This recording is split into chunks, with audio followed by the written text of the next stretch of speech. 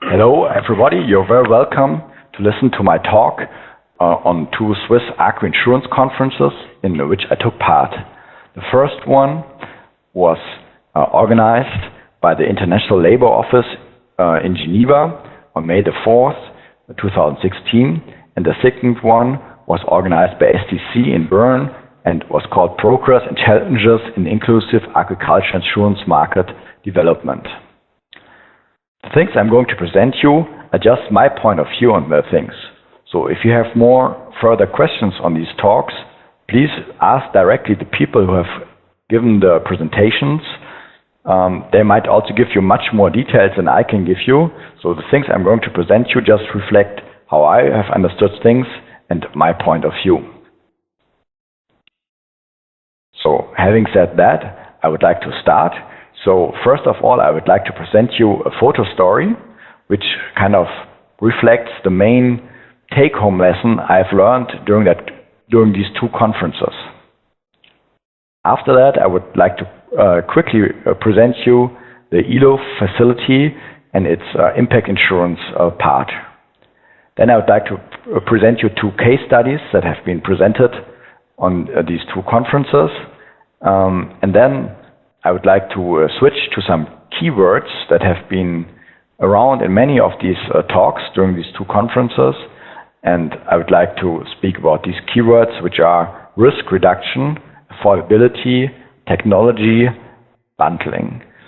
And finally, I would like to speak about some trends in agri insurance as I have learned them during these two conferences. So starting with the photo story, you can see here some mountains. Let's say they are somewhere in Switzerland, the Matterhorn, for example. And you can see also on top of these two mountains, you have some snow. They are white. So now I have got an idea. I want to have an apple farm, and I want to plant an apple tree on top of this mountain. I just don't want to plant one, but even a whole bunch of them. And I really want to make a business out of them. Having said that, you can ask yourself if that's such a good idea. One thing that might cross your mind, I just said that there's snow on top of these mountains. There might be even snow all year round, and the weather might be bad, so you might not get any apples due to bad weather. But I've been just on these two agri insurance conferences, and you could say, of course, then you could insure those apple trees. And so in case you do not get any apples, you will still get some money from the insurance, and you'll be happy. But you could ask yourself if that is really true, and if that's really the lesson I've learned from these two conferences. In fact, that is not what I've learned. In fact, I've learned that insurance always is accompanied by a risk reduction element. So there on top of the mountain, you will have a high risk to get no apples. So insurance in this context might not work. So how to solve this problem? Well, on top of the mountain, it will not work, even with an insurance. So what to do? Well, there might be no other thing to do and just move down this apple tree down to the valley. And down in the valley, you will get much more apples each year, and you will be a happy farmer. In addition to that, you can also get an insurance, because also there, from year to year, you might get some snow, some bad weather, some heavy rain, some hail. So insurance will still help you there. But the difference is between insurance in the valley and insurance on top of the mountain, that the insurance will work there, because the prime will still be affordable, because the bad weather will not be only each year, but only, let's say, every 5 years or so. So insurance never is a standalone product, but always is accompanied by some kind of risk reduction component. In addition, you can also implement some technology which will then help you to even have more apples per year. And then the sun will hopefully shine, as you can see on this picture here, and you will be a happy apple farmer having some Agri insurance down in the valley.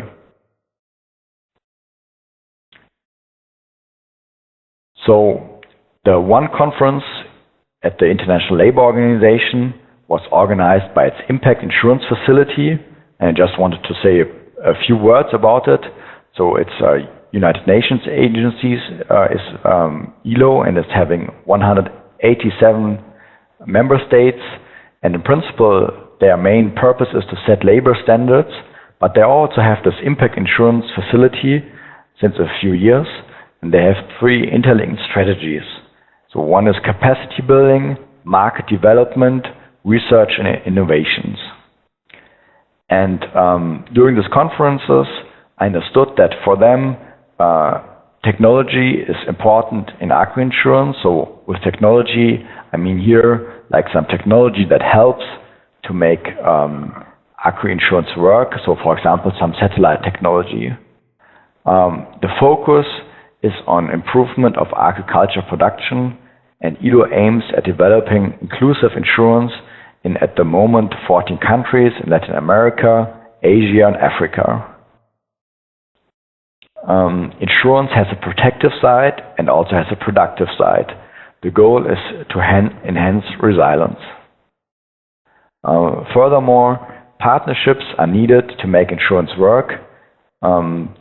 Especially public-private partnerships seem to work very well. ILO worked together with International Insurance Supervisor Organization, and I've also learned during this conference at ILO that insurance markets have to go through certain national stages.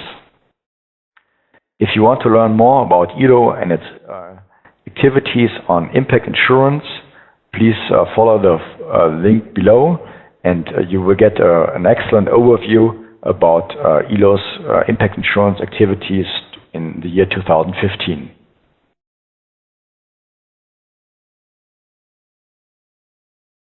Now I want to come to one of the 2 case studies, and both of these case studies in fact have been presented at the SDC meeting in Bern. So one is called Agri, so it's an acronym for Agriculture and Climate Risk Enterprise. And as I've said in the beginning, so if you have more detailed questions, it's the best to ask the people from Agri themselves, and also for the next case study, because they of course know much more in detail, much better than I do. So Agri aims to unlock the full potential of agriculture and inspire a new generation of farmers across Africa through localized solutions that reduce climate-associated risks. So to give you an example of one of their products, it works the following way, to sum it up in very few words. So at the beginning of each season, a farmer buys a seed bag. So a seed bag in order to plant some fruits, let's say, or some plants. And this is not a normal seed bag if you want, but it's an insured seed bag. So when the farmer opens this insured seed bag, he finds a small letter with a phone number, and by sending an SMS to this phone number, the farmer registers himself, and in this way insures the seed bag. Agri also obtains by this the location of the farmer. In case of no rainfall in the farmer's region, the farmer will get some compensation for the fact that he has very little or even no yield on his from the seeds that he has planted, and he will get compensated via mobile phone money. And the farmer can then use this money in order to replant and harvest in the same season. And the advantage of this product lies in its simplicity and its big success. So the price for the insurance for the farmer is the price of one SMS. So it's very low for him. In addition, as everything is done electronically, the administration costs are very low. And just to give you an idea of the success, there's more than 800,000 farmers that have used one of Agri's insurance products. And one can find figures that insured farmers invest 20% more than non-insured farmers and earn 60% more. So those are very impressive figures, and I would like to invite you to learn more about Agri and how it works on their webpage, which you can find below.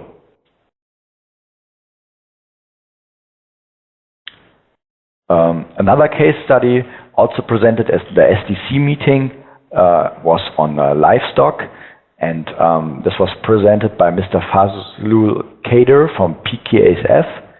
So that's a foundation that has been founded in Bangladesh in 1990 and by the Bangladesh government in order to elevate poverty, and it has become very famous for promoting microfinance.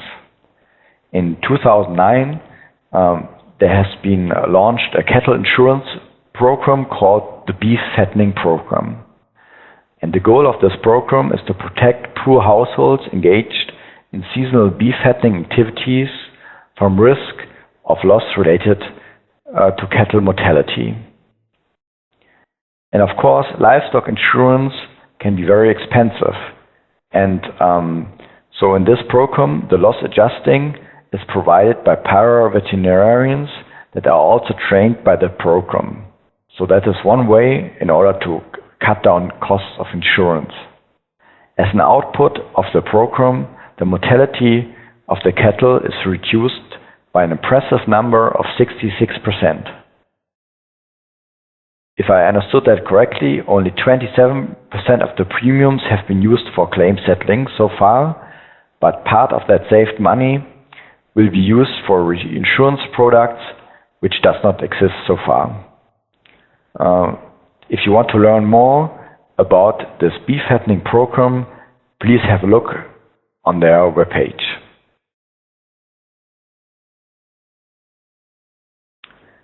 I just wanted to mention another case study also presented at the SDC meeting in Bern, which is the R4 Rural Resilience Initiative. And I would like not to speak at all about this, because you can also find on the ROI platform an entire talk by Mathieu Dupré on just this initiative. And I would like to invite you also to have a look on their webpage, which you can find below. So now I would like to speak about a few keywords, and one of them is risk reduction. So as I've told you in the beginning during this photo story, insurance is not a standalone product, but always comes with some risk reduction elements in order to make farming work on the one hand side and make insurance affordable. So, for example, if you take this case of which I just spoke about, this beef fattening program in Bangladesh, there the insurance component is accompanied by introducing good beef fattening practices in veterinary services. So clients are trained to buy healthy cows and have to vaccinate their cows. And due to this, they reduce the cattle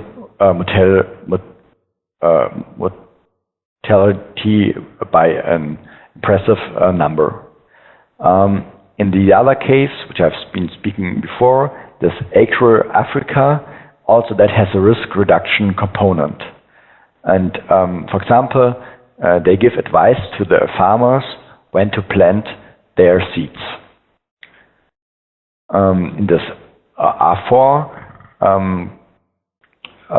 initiative, it is really all about that insurance is not a standalone product, but it is implemented within a whole risk structure. And if you want to learn more about it, please visit this ROI webinar, which you can find on our website. And I just wanted to mention that also, for example, Pranav Prashad from the ILO Impact Facility mentioned that sometimes insurance does not work. For example, if you have a drought every 3 years, then it just gets too expensive to have this insurance. And then you have to combine it with other things. So, for example, drought-resistant plants. And there was another case study on the SDC meeting on Haiti, and they also have a risk mitigating component, and you can of course also visit their homepage. Another keyword is making insurance affordable, because of course this, especially in developing countries, insurance really needs to be affordable.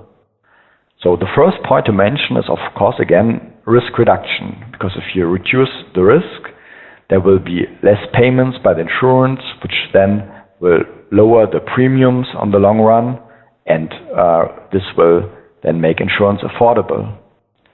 So, for example, in this Bangladesh project, they trained para-veterinarians by the program.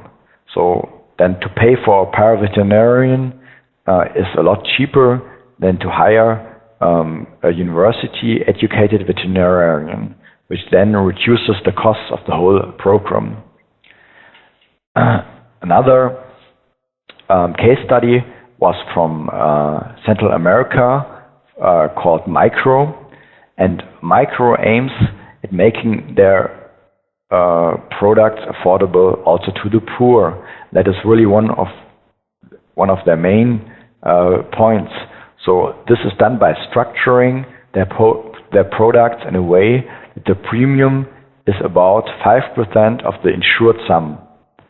So they have several products, not only in agri insurance, but for example also on earthquakes, and the payout then covers what is covered by the insurance is adjusted in a way that it focuses on severe events, and in some cases also on the reduction of the coverage. And doing this, they can structure their products that they only have to ask for a premium about 5% of the insured sum. So that is one way that they implemented it in order to make the insurances affordable for everybody. In this other case study in Africa, this Agri project, the price of the insurance for the farmer is the price of an SMS. So it is really an affordable product. And as everything is done electronically, the administration costs are very low, which then of course also reduces the premiums. Another case study I've not been speaking about so far is called RISE, mainly in Asia at the moment, and they are taking the data for the insurance via satellite, and that data is mainly taken by the European Space Agency, so they get that data for free. So that then also reduces, of course, the costs of the insurance premiums. Another keyword is technology. Technology, on the one hand, helps to make agri-insurance work in itself, but can also help to reduce costs and also just makes it more practical, of course. So, for example, in this Bangladesh a beef fattening program, each cattle has an electronic health card. In the Haiti SAIFA project, they just mentioned that they had, for example, a customer direct phone line in order to maintain a good communications with their customers. The subscription to the forms and everything else is done digital, and the parcel location of the farmer is done by GPS. In this previously mentioned RISE project in Asia, evaluating of satellite photos is done, which are mainly taken by ESA, and RISE focuses on managing the risk involved in rice farming by advising governments and helping them in introducing agriculture insurance products. So also in their case, technology is a key.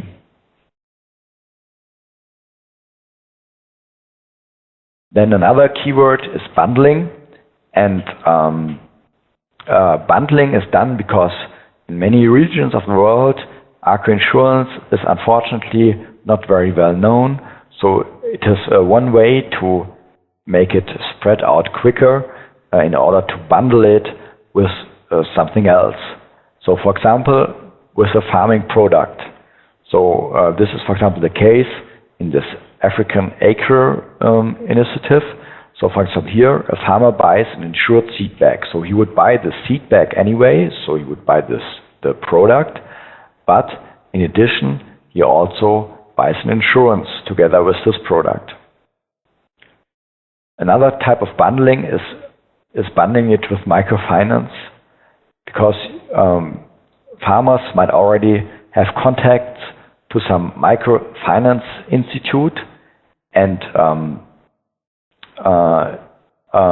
for example, in the case of the Bangladesh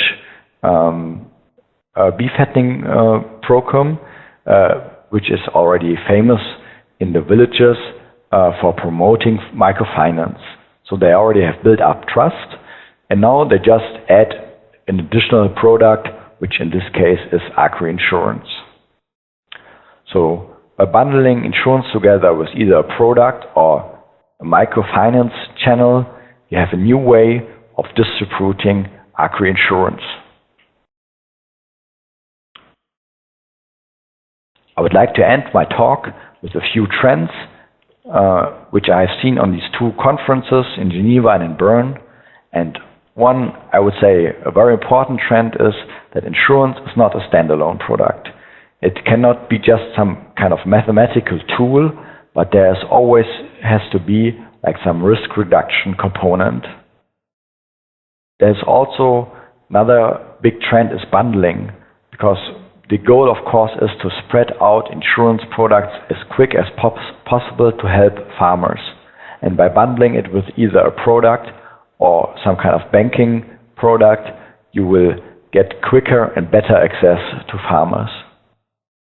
Technology is also a keyword and is a trend for the future. By using mobile phones for positioning, for contract making, for even reimbursement, as in the case of Agri, you can make insurance work better and for less money. And you can also make contracts via the internet, and you can use GPS and satellites in order to make agri-insurance work. However, the most important thing in insurance is always first to build demand, and even more important is to build up trust between the insurance company and the customers, because insurance is a long-term product, and it will not work just for 2 months or so, but it has to work over several years, and in times where there's bad weather and times where there's good weather. And so you really have to build up trust with the customers. And I would say agri-insurance is really very important also for the futures, as also several players in the field, just to name the Syngenta Foundation, give agri-insurance a high priority. And this is because in the past it has shown to have a large potential in order to help farmers in developing countries. Finally, I would also like to mention that it has been shown in several initiatives. Just to mention the R4 initiative, it is important to include local stakeholders in order to make agri-insurance work and to make it a product that is really accepted by all farmers. And with this, I would like to thank you to listen to my talk, but moreover, I would like all these people who made these two conferences possible and who gave me the chance to participate in these two conferences. I would like to thank you very much, and I hope you enjoyed my summary too. Thank you very much.